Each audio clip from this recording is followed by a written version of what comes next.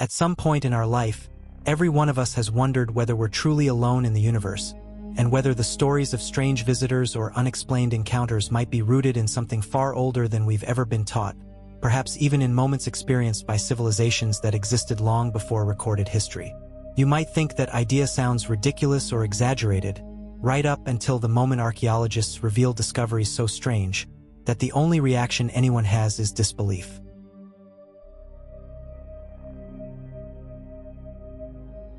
When researchers examined the Siberian soil samples, they were expecting the usual mixture of sand, clay, and mineral dust, but instead they found tiny metallic forms that immediately felt wrong, because once these fragments were placed under a microscope,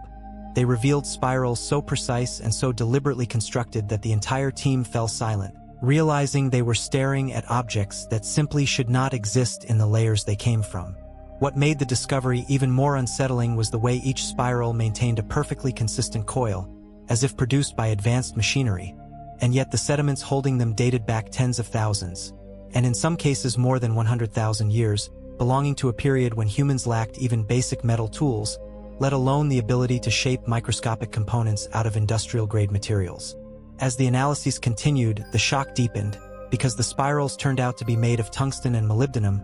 metals that demand extremely high temperatures and controlled manufacturing environments, meaning someone or something with capabilities far beyond primitive technology had managed to create objects so small they could rest on the tip of a needle without being seen by the naked eye. The initial explanation of modern contamination began to crumble when deeper, untouched geological layers produced more spirals with the same exact design, all preserved in ways that made accidental formation impossible and all repeating a geometry that looked engineered with purpose rather than produced by nature. With every new sample, the weight of the mystery grew heavier, because each spiral suggested that a technology capable of microfabrication existed long before recorded history,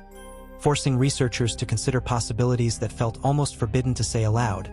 including the idea that an unknown civilization, not recognized in any archaeological record, had once reached a level of sophistication far beyond what our textbooks described for that era.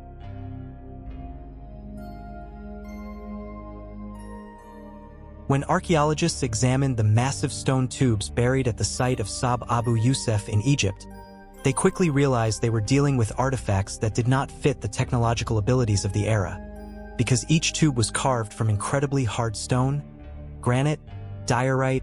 and other materials that even modern tools struggle to shape. Yet the interiors displayed precise cylindrical symmetry that seemed closer to machine work than anything expected from ancient hand tools. The deeper the researchers studied them, the more unsettling the details became, because the tubes were not only perfectly round on the outside but also polished on the inside with a level of accuracy that suggested rotary cutting techniques,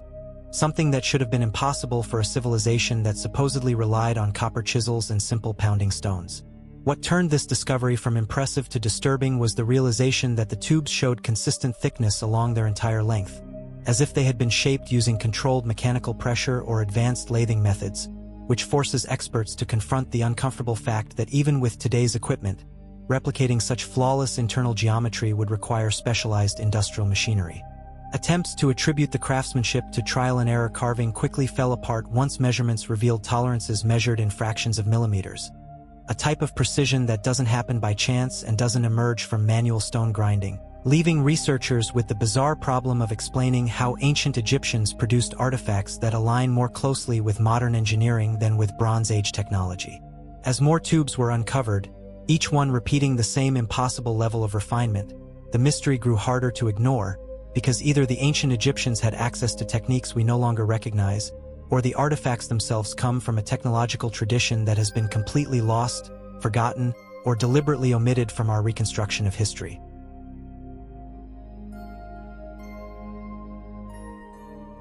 When the Tolima pendants were first pulled from the earth, nobody thought twice about them because they looked like the kind of small gold ornaments ancient cultures often created.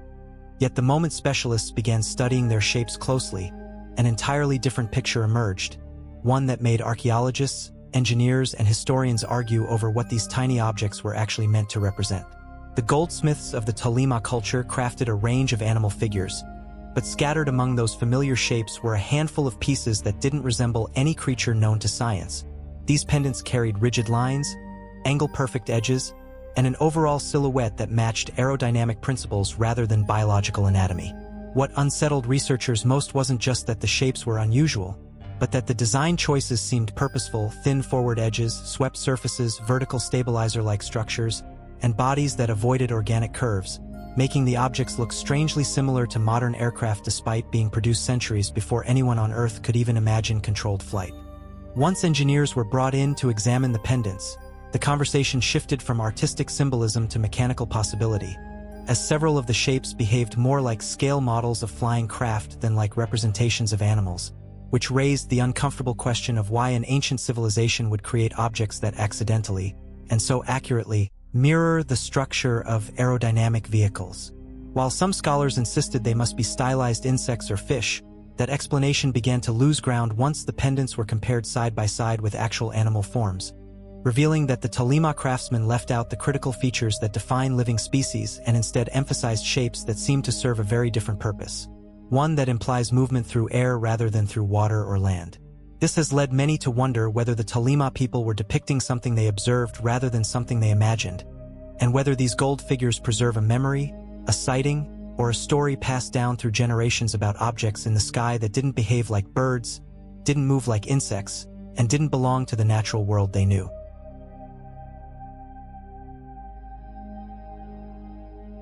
When scholars examined the ancient Chinese device known as the Hofeng Didong-yi, they expected a clever mechanical instrument, but what they didn't expect was the eerie precision hidden inside the bronze sphere, especially the 8 dragon heads arranged around its surface, each holding a small metal ball that would drop only when an earthquake struck, and somehow drop in the direction the tremor came from, despite being built nearly 2,000 years before modern seismology existed. The mystery begins with the fact that the Han Dynasty engineers created a machine capable of detecting distant earthquakes that people at the time could not feel at all. Yet the mechanism inside remains a subject of debate because no written record explains the internal system in detail, and every modern attempt to reconstruct it leads to more questions than answers. Historians initially assumed the device was symbolic or ceremonial, but that idea faded quickly when researchers realized that historical records describe it successfully detecting quakes hundreds of kilometers away, dropping the correct ball from the correct dragon's mouth even when observers in the capital felt nothing unusual, suggesting the presence of a sensitivity that seems shockingly advanced for its era. Attempts to recreate the internal workings have led engineers to propose complex systems involving pendulums, levers, and weighted directional triggers. Yet each reconstruction struggles to match the accuracy reported in ancient texts, raising the unsettling possibility that the original design may have incorporated principles of motion and vibration that were far ahead of the technological understanding we attribute to the Han Dynasty. What makes the device even more baffling is the precision required for 8 independent mechanisms to respond differently to subtle shifts in ground motion, because for one ball to fall while the others remain in place demands a balanced internal structure so exact that even small misalignments would cause false triggers or complete failure, something that should have been incredibly difficult to achieve with the tools available at the time. As scholars continue studying replicas and analyzing historical accounts, the Seismosphere stands as a reminder that ancient engineering might have reached levels of refinement we no longer recognize, and it also raises the possibility that practical knowledge has been lost or overlooked in our attempts to reconstruct the technological past.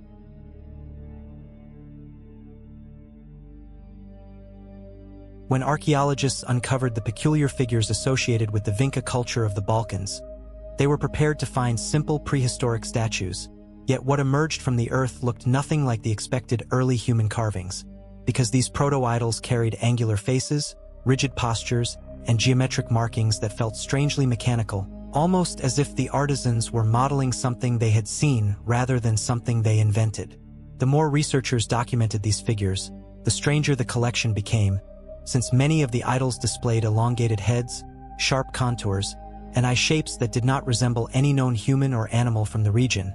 giving them an unsettlingly artificial appearance that seemed far ahead of the era they belonged to. Some of the carvings possessed segmented patterns across their bodies, almost like panels or plates, and the smooth symmetry of their forms brought forward the uncomfortable question of whether these were purely symbolic creations or attempts to replicate beings or objects that held some kind of significance to a culture far older than recorded European history. As scholars tried to categorize them, they found themselves split between interpretations, because while traditional archaeology insists the idols must represent abstract human spiritual figures,